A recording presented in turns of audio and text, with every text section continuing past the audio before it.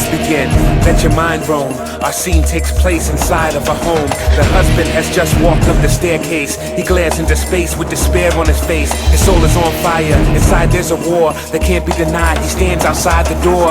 On the other side, his bride and a lover, oblivious to the fact their lies been discovered. So as they embrace and try to make haste, they have no idea what's about to take place. Gun in hand, he longs to understand what would lead his wife into the arms of another man. He thinks back to the day they made their vows, before God, before the minister, and the crowds. Exchange of the rings, the joy of the reception. Now a tainted memory destroyed by deception. He had been faithful to her. Now the fire of his desire got him ready to do something hateful to her. He never thought his wife would be just a faker, and that her lust would make her a covenant breaker. The promise of fidelity they made was glorious, but now his jealousy has made him furious. And they can't see the danger, no screams or pleas they make could ever ease the pain or appease his anger. He kicks open the door, they jump out of the bed. Don't move is all he said, gun pointed at his head. The screams of his wife as she clutches the covers close. Her lover spoke to plead for his life. The husband says to the guy, look me in my eye. My face will be the last thing you see before you die. The husband cried inside, his love was bona fide. Trouble for the bride, double homicide. How quickly we are to break the vows we made, as our unbelief leads our hearts astray. How long before he turns his face away? We belong to the jealous one. We belong to the jealous one, whose blood brought us back, whose victory won. Our worship and praise to him belong, the jealous one.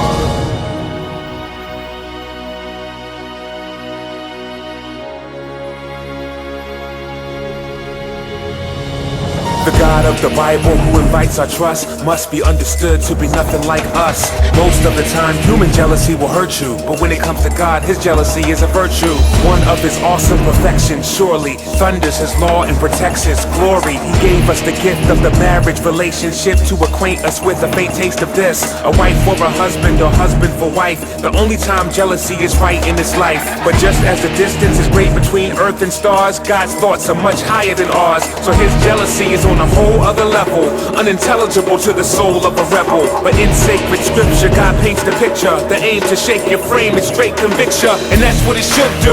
God's jealousy is frightful, and yet it's delightful and good too. I couldn't think of much worse if I tried than a dude who smirks if you flirt with his bride. So tell me, what kind of God would he be if he wasn't bothered to see idolatry? Is God just supposed to laugh and withhold his wrath when he's replaced by a golden calf? You say I don't worship a golden calf. Well, for us, it's self and sex and loads of cash. Atrocious past, we still don't know the half of how these things provoke his holy wrath. And so we stand in awe and wonder how come God took his jealous anger out on his son. So all those who trust him can see like we're supposed to see, and be forgiven of our spiritual adultery.